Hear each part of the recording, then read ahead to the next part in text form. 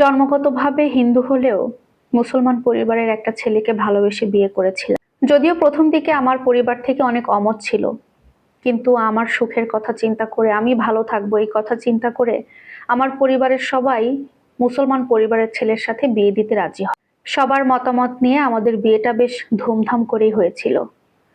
বিয়ে হওয়ার পরে খুব সুখে ছিলাম, ভালো দিনগুলো কাটছিল।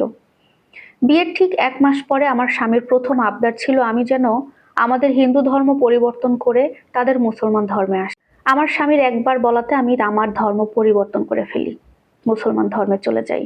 মন থেকেই তাকে ভালোবেসে বিয়ে করেছি, ধর্ম পরিবর্তন করতে আমার কোনো সমস্যা ছিল না। দেখতে দেখতে আমার 2টো সন্তান হয়, একটা মেয়ে একটা ছেলে।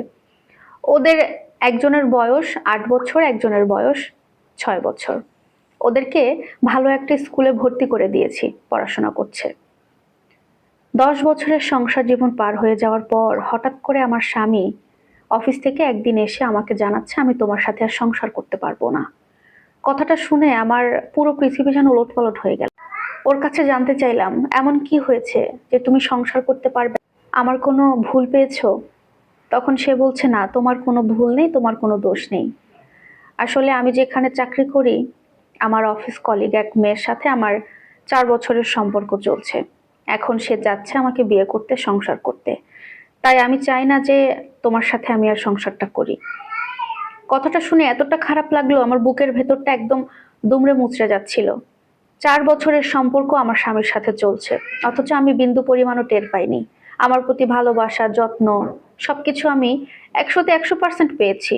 এতটুকু মনে হয়নি যে সে আমাকে ঠকাচ্ছে।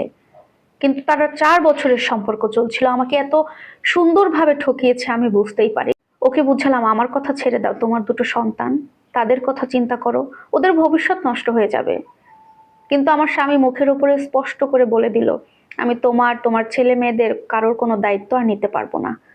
এই কথা বলে সে চলে যায়। ঠিক 3 দিন পরে খবর পায় আমার স্বামী তার নতুন প্রেমিকাকে বিয়ে করে আলাদা ফ্ল্যাটের সংসার শুরু করেছে।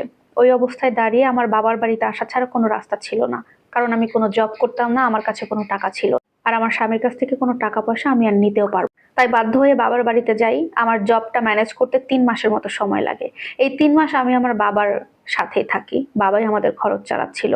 3 মাস পর আমি চাকরি করে যে টাকা আর্নিং করি সেই টাকা দিয়ে আমি আমার 2 ছেলে মেয়ে 3 জনে চলাফেরা করি। আফসোস একটা বিষয়তেই লাগে, কষ্ট একটা বিষয় লাগে যে মানুষটাকে আমি এত ভালোবাসতাম, তার একবার বলাতে আমি ধর্ম পর্যন্ত পরিবর্তন করেছিলাম, কিন্তু আমাকে এভাবে ঠকিয়ে দিল। তারপরেও তার প্রতি আমার বিন্দু পরিমাণ কোনো অভিশাপ বা ক্ষোভ নেই। সে ভালো থাকুক, সে যেভাবে থাকলে খুশিতে থাকে, ভালো থাকে, ভালো থাকুক, কারণ আমি তাকে ভালোবাসি। আর একটাই কথা যে আমার মতো হতভাগী নারী যেন আর কেউ না হয়, এভাবে যেন কেউ না ঠকে।